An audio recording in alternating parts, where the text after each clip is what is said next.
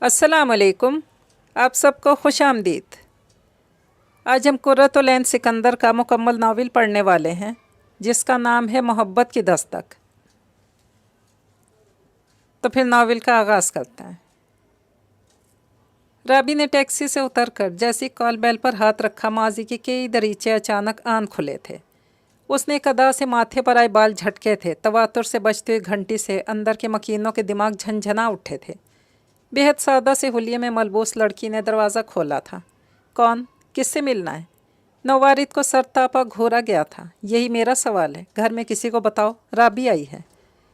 رابی کی بات سن کر ایک لمحے کے لیے اس لڑکی کے چہرے کا رنگ بدلا تھا۔ آپ؟ وہ کچھ تحیر سے بولی تھی۔ کون ہے دروازے پر؟ اب دروازے سے ہی چپک گئی ہو تم۔ ایک تو میں تمہاری سعادت سے تانگ ہوں، جہاں کھڑی ہوتی ہو وہیں چپک جاتی ہو۔ جلدی کرو، مجھے آفس کے لیے دیر ہو رہی ہے۔ ولی آواز دیتے ہوئے از خود دروازے پر آ گیا تھا اور ارم ایک دم گھبرا کر دروازے سے ہٹی تھی۔ اس کے پیچھے ہٹتی رابی شان بے نیازی سے اپنا بیگ تھامے اندر داخل ہوئی تھی۔ رابی کو دیکھ کر ولی جو نان سٹاپ بول رہا تھا، پہلے ٹھٹکا، پھر سنبھل کر آگے بڑھا تھا۔ اتنے سالوں بعد اپنی اولین محبت کو اپنے سامنے دیکھنا اس کے لیے خوشگوار حیرت پر مبنی لمحہ تھا۔ تو اچانک کیسے؟ بہت سے سوال اس کے لبوں سے پھسلے تھے۔ ارے مجھے اندر آنے کو نہیں کہو گے؟ تمہارا ایڈریس لیا، گھر بدل لیا، بہت شاندار گھر ہے۔ رابی نے گھر کا جائزہ لیتے ہوئے کہا تھا۔ آؤ نا اندر۔ ولی نے سرعت سے اس کا بیگ تھاما تھا۔ اب صورتحال یہ تھی کہ رابی اور ولی ایک ساتھ قدم سے قدم ملا کر آگے بڑھ رہے تھے اور ارم ان کے قدموں کے پیچھے پیچھے چل رہی تھی۔ بہت سے خدشات اس کے دل میں پنپ رہے تھے، وہ جو کبھی ولی کو تسخیر نہ کر سکی تھی۔ وجہ یہی نادیدہ ہستی تھی جو پوری آب و تاب کے ساتھ نظروں کے سامنے تھی۔ خوبصورت وسیع و ریز لان خوشنما رنگوں سے سجا ہوا تھا۔ اندرونی گیٹ سے داخل ہو کر گھر کی عمارت دیکھ کر رابی کی آنکھیں چندھیا گئی تھیں۔ بے ساختہ اس کے منہ سے واو نکلا تھا۔ باس، لگتا ہے بہت ترقی کر لی ہے۔ یعنی اطلاع سچی ہی تھی۔ وہ ستائشی انداز میں گویا ہوئی۔ ولی سوچ رہا تھا کہ اس کو کیسے اس کے بارے میں خبر ہوئی۔ کیا وہ اب بھی اس کے لیے وہی جذبات رکھتی ہے؟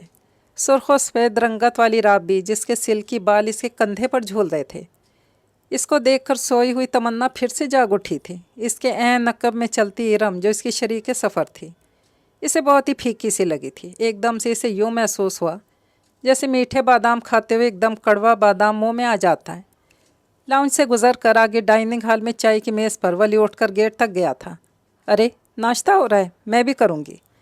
گہری سانس سے مسکراہٹ لیے بولی تھی۔ اس کی مسکراہٹ نے ولی کے ہوش اڑا دیے تھے۔ وہ بھی ریشہ ختمی ہوتے ہوئے بچھے جا رہا تھا۔ جاؤ ارم، تازہ ناشتہ بنا کر لاؤ۔ ارم جو اس وقت شدید کھولن کا شکار تھی، خشمگی نگاہوں سے ولی کو دیکھ کر کچن میں آ گئی تھی، جہاں ملازمہ نوری چائے بنا کر ٹرے میں رکھ رہی تھی۔ رابی من موجی تو ہمیشہ سے تھی اور سارے فیصلے اپنی مرضی سے ہی کرتی تھی۔ دور کی عزیز داری تھی اور رابی کو ولی نے پرپوز کر دیا تھا۔ تب ولی کے پاس ایک پھٹیچر سی موٹر سائیکل تھی اور رابی کے خواب بہت ہی اونچے تھے۔ ان خوابوں کی تعبیر پانے کے لیے اسے کسی شارٹ کٹ کا سہارا درکار تھا۔ وہ خوبصورت تھی، دلکش تھی اور اداؤں سے لیس تھی۔ اسے کسی ایسے شریک سفر کا انتظار تھا جو اس کو ایک پرآسائش زندگی دے سکتا ہو۔ بے شک ولی وجیح تھا، مگر اس کے نزدیک فقط خوبصورتی اور چاہت سے زندگی حسین نہیں گزرتی تھی۔ زندگی کے لیے پیسے ہی سب سے اہم کڑی تھی۔ اس کے خوابوں کا سراسر تعلق واسطہ روپے کی گردش سے تھا۔ ولی کو رابی نے رد کر دیا تھا۔ ولی اس میں کوئی شک نہیں، تم میں وہ ہر خوبی ہے جو ایک بہترین شریک سفر میں ہونی چاہیے، مگر خالی محبت سے پیٹ نہیں بھرتا۔ کچھ دنوں کے بعد یہ آٹے دال کے بھاؤ معلوم ہو جاتے ہیں، پھر محبت کسی کونے میں دبکی اپنے آپ پر ماتم کنا رہتی ہے۔ یہ محبت کے چونچلے دھرے کے دھرے رہ جاتے ہیں۔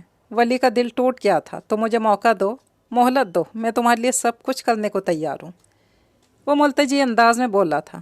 مجھے دیر ہو رہی ہے۔ وہ پارک کے کونے میں بینچ پر بیٹھے ہوئے الوداع ہونے کے لیے اٹھ کھڑے ہوئے تھے۔ پھر کچھ عرصے بعد سنا تھا کہ اس کی منگنی ہو گئی ہے۔ قسمت کی ستم ظریفی، بیرون ملک کے چکر میں تحقیقات نہ ہو سکی۔ وہ شخص پہلے سے شادی شدہ بال بچوں والا نکلا اور یوں یہ معاملہ ختم ہو گیا۔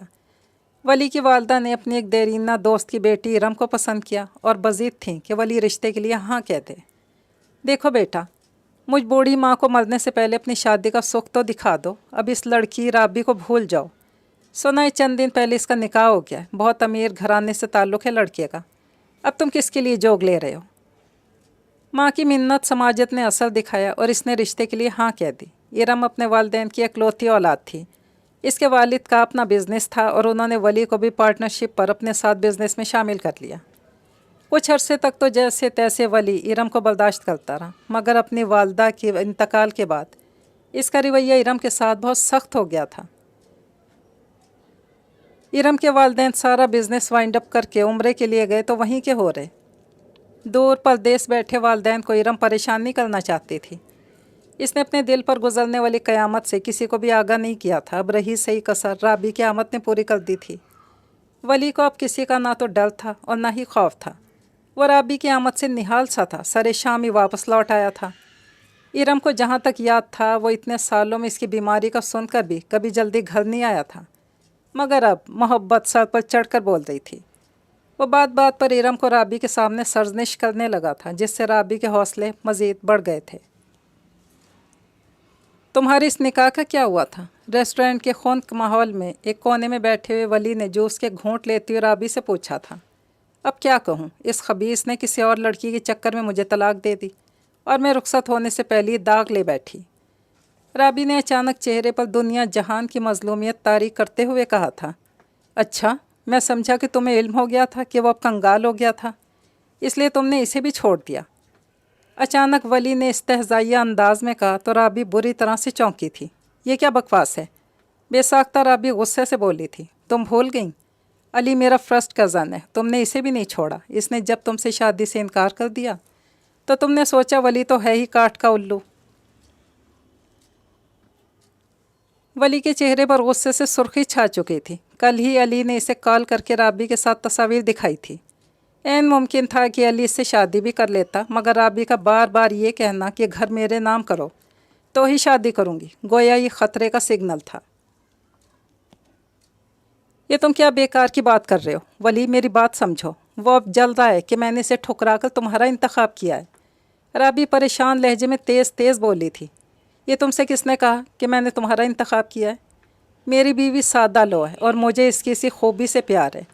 देर से सही मुझे एहसास हो गया है कि खरे और खोटे में क्या फ़र्क होता है। बहरहाल तुम्हारा सामान मेरी कार की डिग्गी में रखा है, मुलाजिम तुम्हें जहाँ कहो ड्रॉप कर देगा। वली दूसरी बार धोखा नहीं खा सकता, माइंड इट, वो कहकर अपनी दूसरी कार की तरफ लपका था और अब इसे घर जाने की जल्दी थी। रास्ते में इसे इरम के लिए गुलाब लेने थे और तोहफ़ा भी, क्योंकि इसने इतने साल तक इसकी नाकाम मोहब्बत की गर्द को इसके वजूद से झाड़ कर अपनी मोहब्बत का गुलाब खिला दिया था। मोहब्बत ने दिल पर दस्तक दी थी।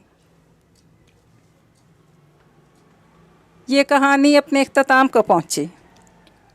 अगर आपको ये कहानी अच्छी लगी हो तो मेरे चैनल को सब्सक्राइब कर लीजिएगा।